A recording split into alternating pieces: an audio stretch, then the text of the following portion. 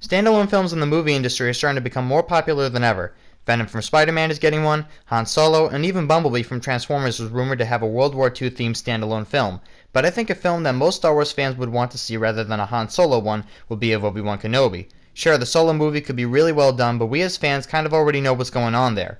We know he got into smuggling and crime at a young age, we know he saved Chewbacca and Kashyyyk and their lifelong friendship began, but that's kind of all the interesting stuff. There's a lot more that can be done with an Obi-Wan movie, and I'll tell you why. First off, Star Wars fans have wanted to see more and more of Obi-Wan Kenobi played by Ewan McGregor since Revenge of the Sith. The actor portrayed the Jedi Master so well, and he even got his own voice cameo in The Force Awakens. Comics and books and theories have speculated that after Obi-Wan handed the young Luke over to the Lars family, he disappeared in the jungling wastelands and kept watch of Luke while he grew up. But that's not the full story. Obi-Wan was said to have severe night terrors and was psychologically tortured by the thought of him leaving his young apprentice, Anakin Skywalker, on Mustafar to die. As a result of this, he could appear to be more aged and distraught because of the constant stress. He would soon grow gray hair, and he would be out of touch with the Force and himself until a friend revisits him through the Force to guide him. That's right, we would see Liam Neeson reprise his role as Qui-Gon Jinn's ghost. Qui-Gon would guide Obi-Wan through this difficult time, telling him to forgive himself and to let go of the past.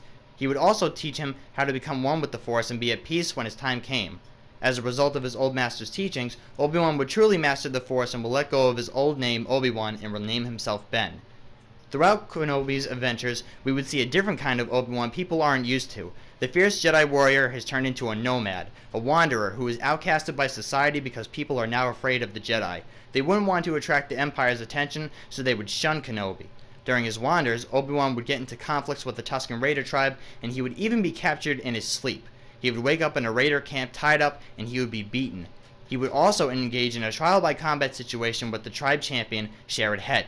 The two would have an intense lightsaber duel until Obi-Wan ultimately defeats the warrior and in exchange is allowed to leave the Tusken territory.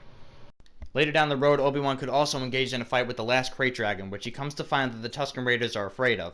After he kills the dragon, Obi-Wan would use the Force to alternate his vocal cords to sound like the Beast in case he ever needed to scare a tribe off. Obi-Wan would constantly be scavenging for supplies as the desert's harsh conditions would tear him apart. Hunger, fatigue, and thirst would challenge his physical and mental state. He would just live his life, and we would all see it. And of course, during the final moments of the movie, we see the confrontation between Ben and Darth Maul, and the last scene could be of him seeing Luke get attacked by Tusken Raiders, and as he puts his hood up, we hear the Krayt Dragon roar as the screen just goes black. I believe this would be a better standalone film for fans, and if you guys like my ideas, then go ahead and like this video. If you're new, subscribe to the channel if you want more content. I will see you guys on the next one.